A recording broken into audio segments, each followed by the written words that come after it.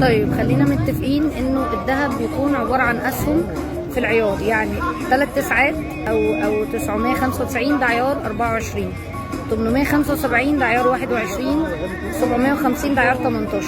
ليه بيتكتب على السبيكه 3 تسعات ساعات وليه بيتكتب 995؟ 995 دي درجه النقاء بتاعه الذهب. الذهب لو 100% صافي اللي هو عيار 24 المفروض انه يبقى 100% صافي، بيتحط له 1 من الألف نسبة نحاس عشان يقدر يشكلها لك، لأنه لو طلع لك 100% صافي هيبقى لين، يعني أشد من الصلصال، حاجات بسيطة كده، فما ينفعش يطلع بالشكل ده، فبيتحط له جزء من النحاس بسيط جدا جدا، ما بيطلعش ان الذهب صافي بنسبة 100%، بيبقى 995 أو 999 و9 من 10، يعني لازم يعني هتلاقي فيه 1 من 10 مش موجود.